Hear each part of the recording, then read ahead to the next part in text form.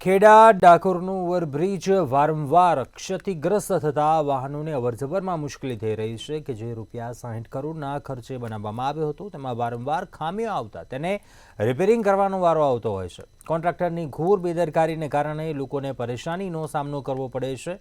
વારંવાર ફરિયાદો છતાં પણ કોન્ટ્રાક્ટરને કોઈ પણ પ્રકારનું પનિશમેન્ટ આપવામાં આવ્યું નથી। બ્રિજ ઉપર જાણે કે ઝૂલતો મિનારો હોય તેવું યાત્રિકોને લાગે છે। હવે જોવાનું રહ્યું કે તંત્ર આ સરકારી જમાએ કોન્ટ્રાક્ટરને આગળ શું કામ આપશે કે પછી તેને પનિશમેન્ટ આપી બ્લેકલિસ્ટ ક્યારે કરશે તે જોવું રહ્યું।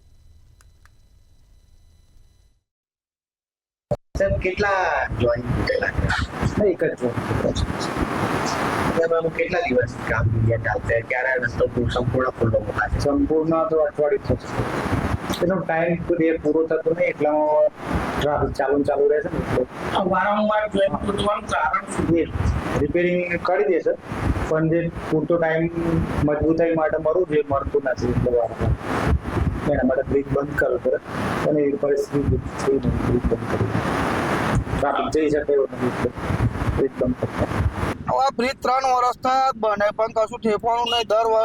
દર ત્રીજે ચોથે દિવસ અઠવાડિયે પોપડા પડે છે, ભાગે છે, તૂટે છે અને કોમ તો કંઈકનું કંઈક તો ચાલુ જ હોય છે બ્રિજ ઉપર।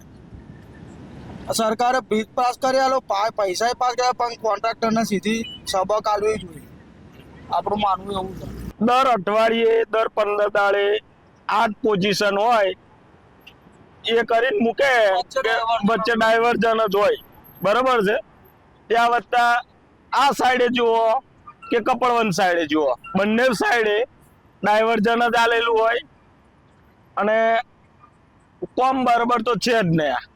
પહેલી વસ્તુ એ જ રસ્તાનો ડાંબર પીગળીને એક બાજુ જતો રહ્યો। હા, સુપ્રસિદ્ધ યાત્રાધામ ડાકોરમાં 3 વર્ષ અગાઉ એક બ્રિજ બનાવવામાં આવ્યો હતો જે નડિયાદ, ઠાસરા અને કપડવનને જોડતો આ બ્રિજ છે તે ટ્રાફિક સમસ્યાને નિવારણ માટે બનાવવામાં આવ્યો હતો, પરંતુ અત્યારે એની હાલત હું આપને બતાવવા માંગીશ દયનીય છે। અત્યારે વારંવાર આ બ્રિજ તૂટી જાય છે, ક્યાંક ને ક્યાંક એને થીગડા મારવાનું પણ થાય છે, જ્યારે ખાસ કરીને આ થીગડા મારવાને કારણે વારંવાર ટ્રાફિકની પણ સમસ્યાઓ સર્જાતી હોય છે। પરંતુ ખાસ કરીને જો વાત કરીએ તો આરએનબી વિભાગ પણ ક્યાંક ને ક્યાંક આ કોન્ટ્રાક્ટરોને હોય તેવું જણાઈ આવે છે।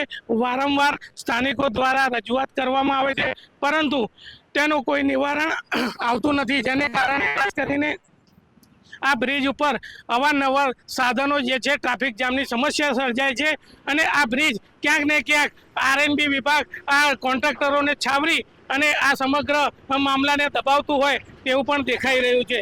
ખેડાથી ભાવેશ શર્મા, મંતવ્ય ન્યૂઝ।